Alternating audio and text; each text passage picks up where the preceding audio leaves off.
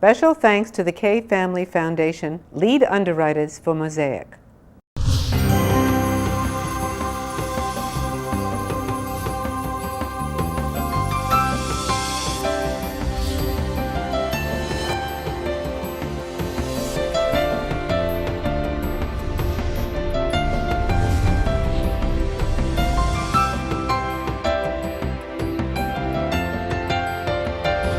Hello, my name is Barbara Kay, and on behalf of the Jewish Federation of Palm Beach County, I'd like to welcome you to our program, MOSAIC.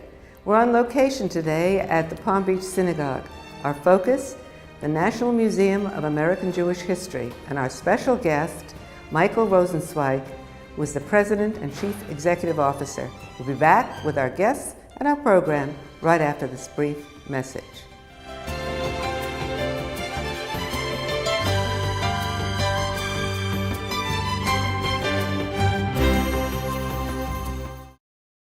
Another year you made a promise, another chance to turn it all around. And do not save this for tomorrow, embrace the past and you can live for now. And I will give the world to you.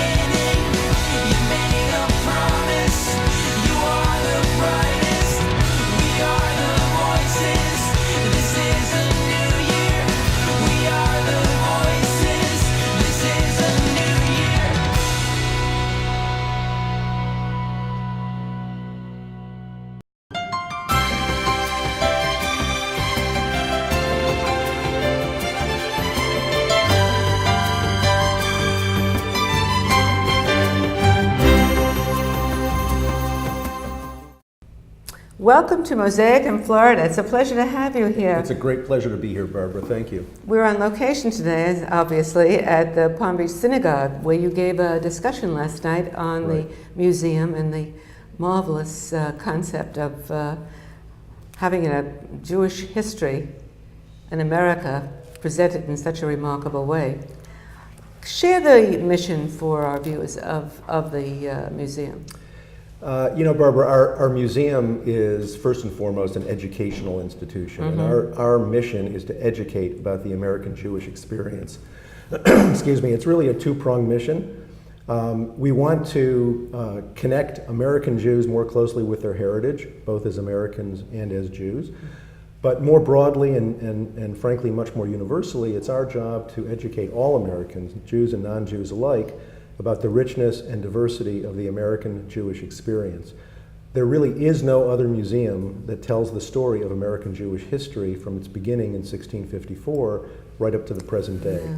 And our mission really is to tell that story. Yeah.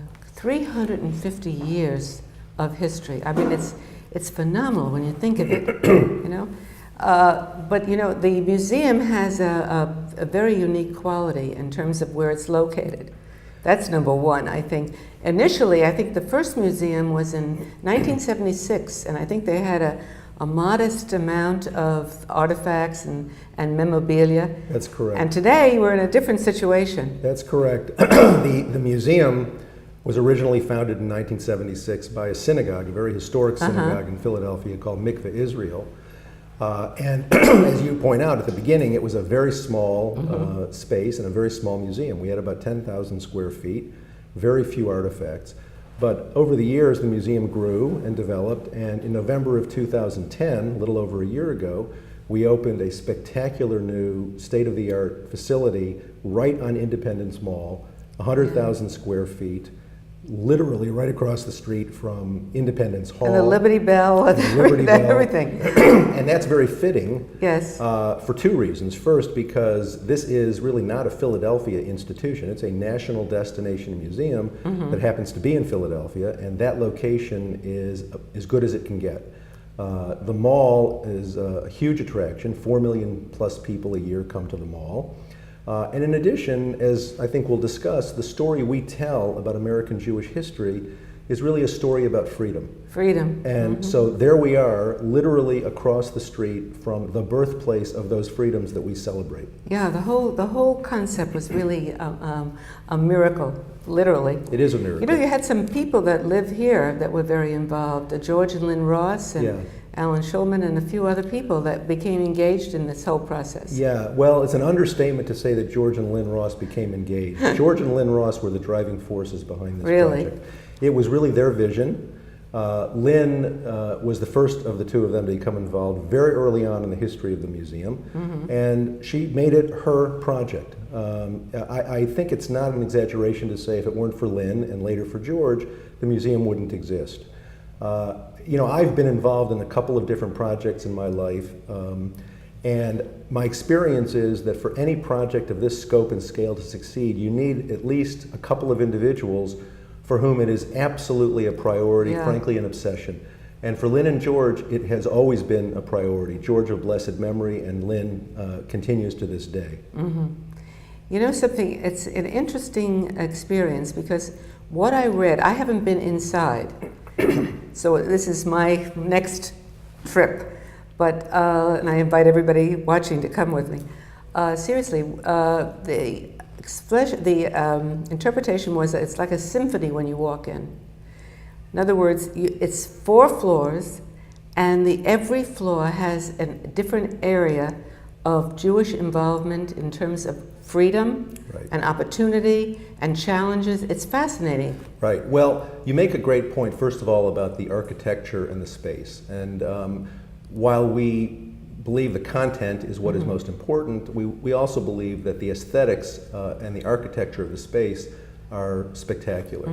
And when you first walk in, what you're confronted by is a dramatic, almost overwhelming 85-foot atrium. The entire interior volume of the museum is made up by this atrium. And then, as you say, each floor of the core exhibition focuses on a different aspect of the encounter with freedom by American Jews from 1654 to the beginning. So we tell the story chronologically, but each chronological period that we cover really focuses on a different aspect of the encounter with freedom. You know, I think would be interesting for our viewers to see an overview of that. You were very nice to bring a visual a disc, and let's show it because I think then they'll have a real sense of what we're talking about. Yeah, and I think the film you're about to show is literally the opening film of the exhibition, and it's designed to provide our visitors with an overview of what they're about to see as they embark on their visit. Sounds wonderful. Let's watch. Okay.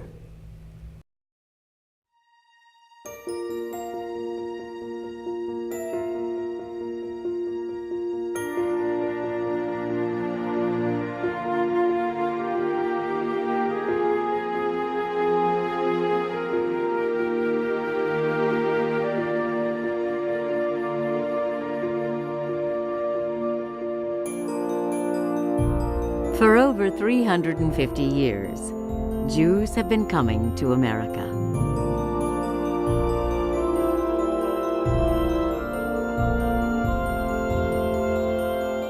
Sharing history and tradition.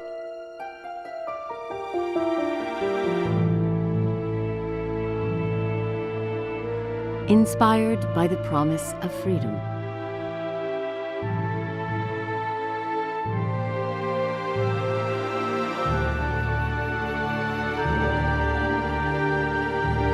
They have come from all over the world.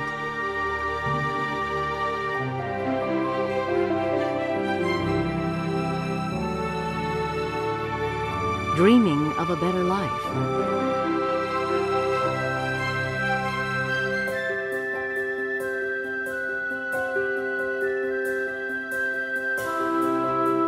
And to live freely as Jews.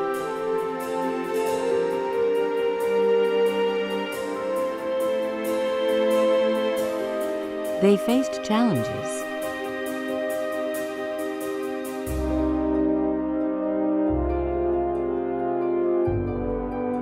Seized opportunities.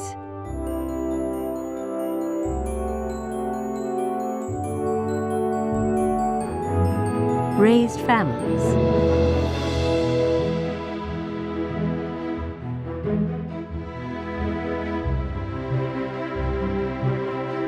built homes and communities.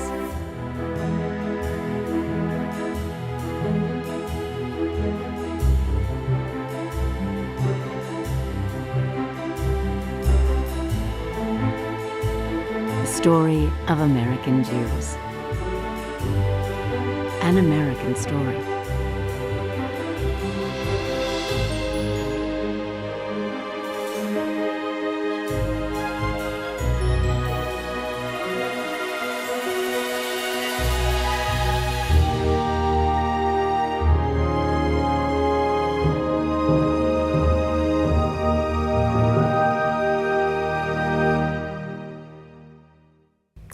That was wonderful. Thank you. It helped me, and I'm sure it'll help the visitors when you go through explaining different aspects of the museum. You have about 40,000 people that have visited the museum this past year. No, correct? we have about 130,000. 130,000. Yeah. Then your information in your brochure is incorrect. Well, I'll have to fix that, because that's Fix important. that. Oh, Yeah. yes. But a third of them, now tell me if I'm correct, are non-Jews. Well, that's probably a little high, and we don't know for sure because we have only recently begun collecting that information. But we believe, based on some information we did collect during our first year, that probably about 15% of our visitors were non-Jews. Yeah. And what has the response been? It's remarkable. The first question I always ask, and I'm out in the exhibition a lot talking to visitors, I'm very interested in knowing why they came and what they've experienced. The first thing I ask non-Jews in particular is, what brought you here? Why did you come? Okay. And what I find is that almost always they come because they're curious. Jews are an interesting people, and we're a very interesting people in terms of the role we've been able to carve out for ourselves in this country. I mean, this is, by all accounts, the freest, most prosperous Jewish community ever in the history of our people, thousands of years of history. So non-Jews first come because they're curious. But what's interesting in response to your question is what they experience once they're at the museum. Precisely. And I would say that the overwhelming majority of non-Jews find, sometimes to their surprise, that the story we tell, which is a very particularistic story, it's our story, no question about it, resonates for them in powerful ways, and they see in our story profound reflections of their own stories. So we have, America is a melting pot. We have lots of Americans who are Asian Americans, Italian Americans, Irish Americans, and when they see the story of America's Jews, they're kind of startled to see that a lot of their story is quite similar to ours.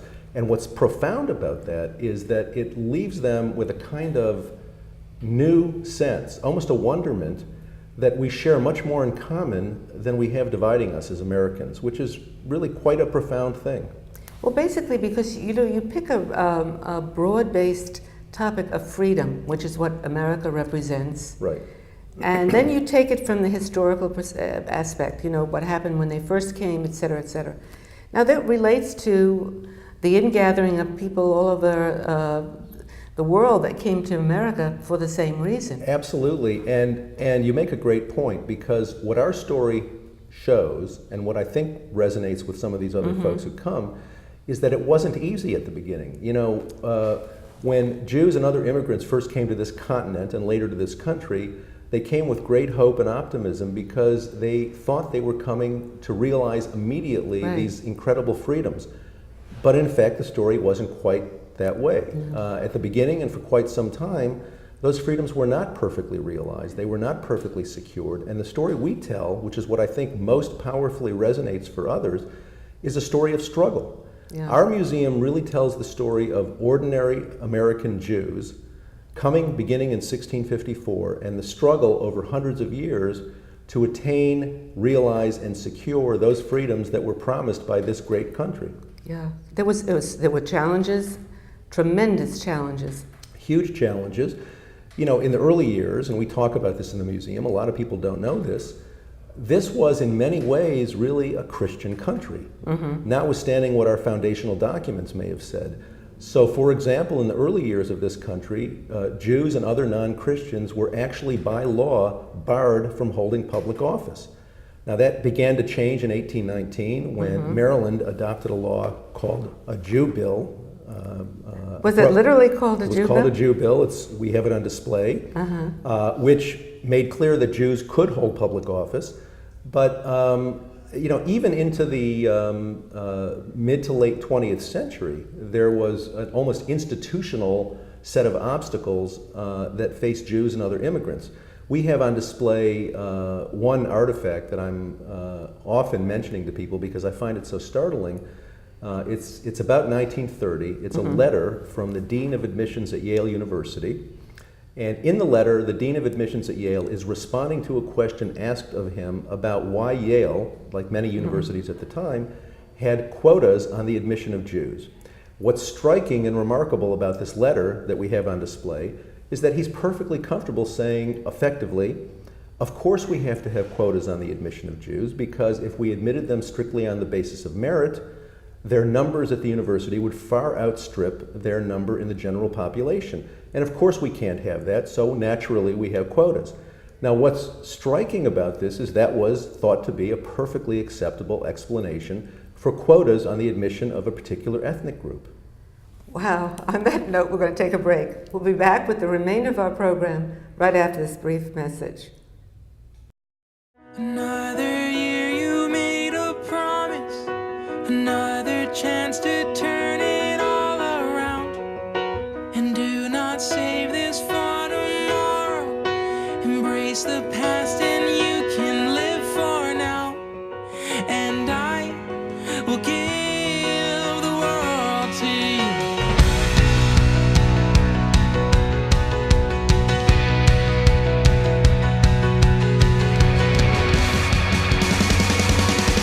This is a new year, a new beginning. You made a promise. You are the brightest. We are the voices. This is a new year. We are the voices. This is a new year.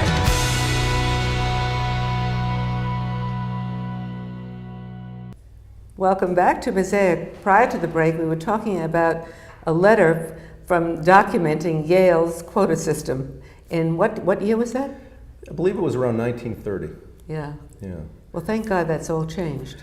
Hopefully. Thank God it's all changed. It has. But I'll tell you, Barbara, one of the things we especially try to do is educate the younger generation. And I will tell you that when I have college kids and high school kids come through, they're absolutely startled by that letter. Because 1930 is not exactly ancient history. That's right. That's and, right. and it's really one measure, and we have many, of how far we've been able to come in this country. How do you acquire all the memorabilia you have? Well, first, we own about 30,000 artifacts of our own. We have on display about 1,200. Of the 1,200 on display in our exhibition, about half are artifacts that we own.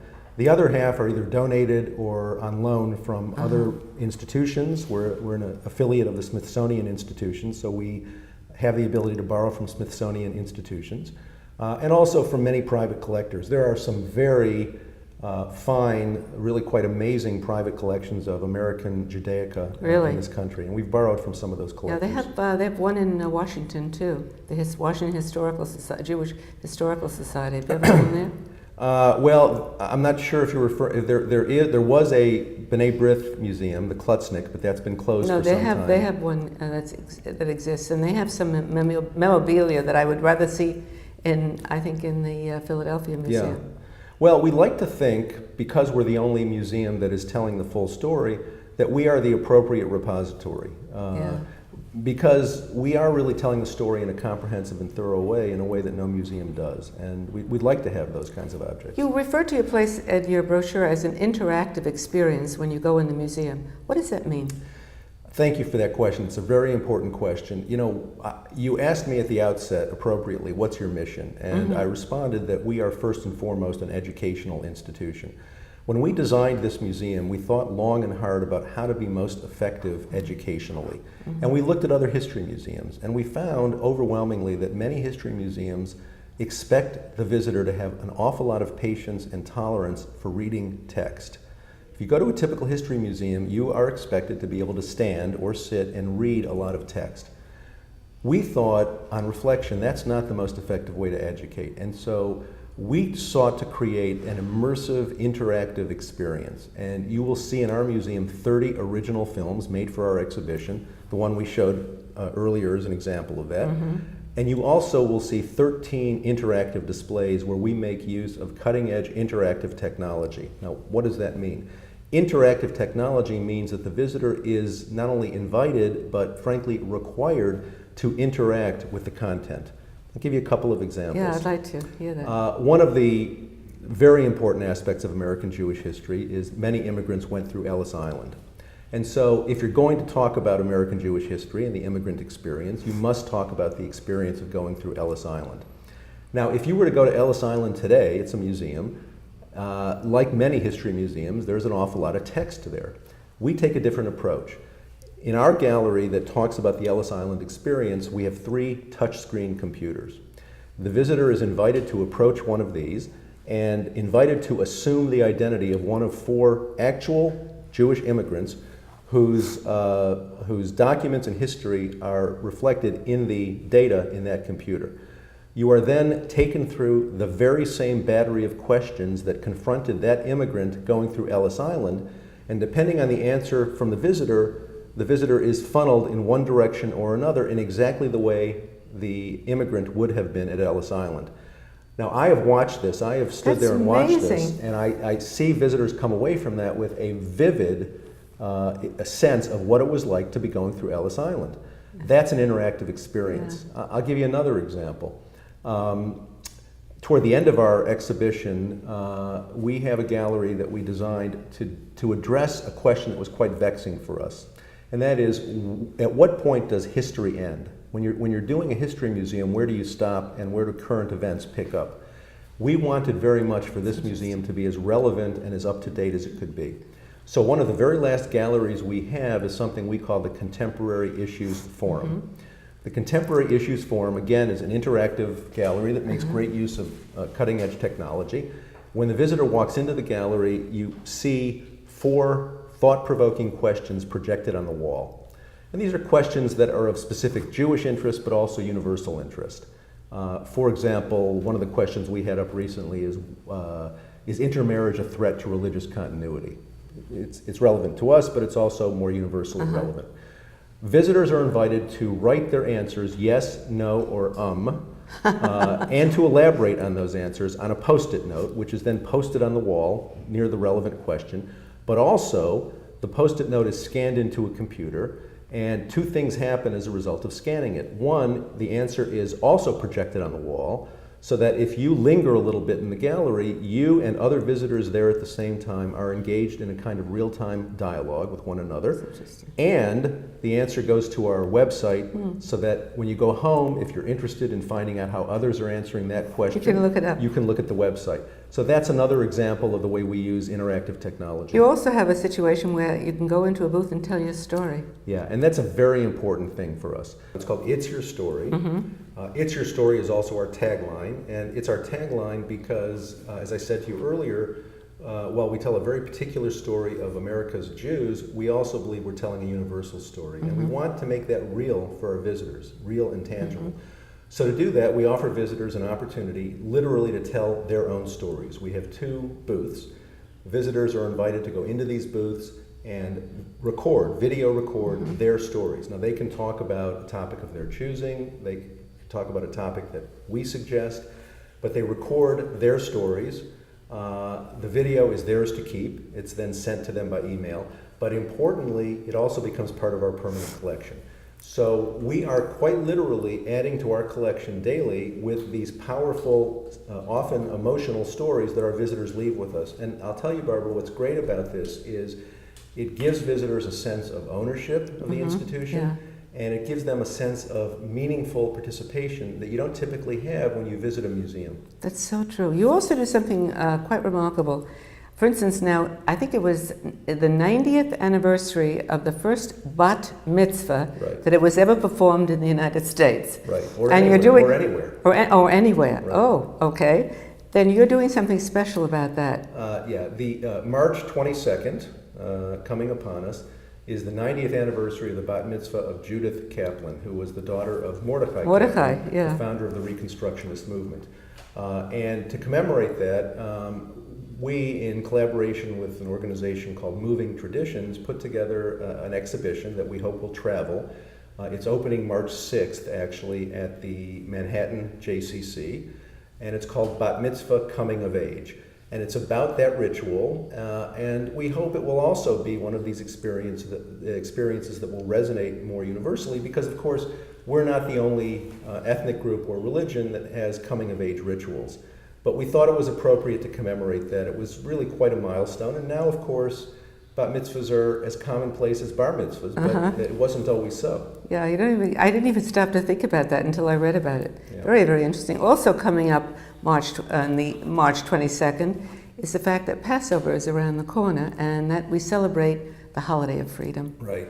And you're having my old friend Rabbi Shlomo Riskin, Right. and he has a partner with him. Samuel Friedman. Right, and you're going to do a program on that. Well, Passover, first of all, it's interesting to note, and I think your viewers probably know this, that actually Passover is the most observed Jewish holiday. Yeah, it's true. More than Yom Kippur, more than Rosh Hashanah, more than Hanukkah. Passover is the most observed Jewish holiday. Why? I believe because the themes of Passover resonate so powerfully with people, especially American Jews, because as you say, it's about liberation. It's about going quite literally from slavery to freedom. And so we are doing some programming around Passover, as we did last year. This year we're very fortunate because we have Rabbi Shlomo Riskin, who is the chief rabbi of Efrat in Israel, but for many years was at the Lincoln Center Synagogue, Lincoln Square Synagogue in New York. And on the program is also Samuel Friedman, very distinguished journalist from the New York Times. We're very excited about that, and also it gives me a chance to say to you and your viewers that we're not just a museum. We actually are a very robust center for Jewish cultural events and public programs. We have a beautiful theater on our concourse level, and it's a venue for all kinds of cultural events and public programs, lectures, musical events, films. We are fast becoming a kind of 92nd Street Y in Philadelphia.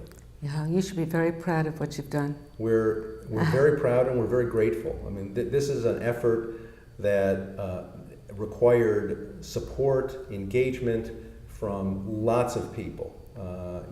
You mentioned Lynn and George appropriately because they really led the effort, but so many people contributed to this, not just financially, which of course is critical, but emotionally.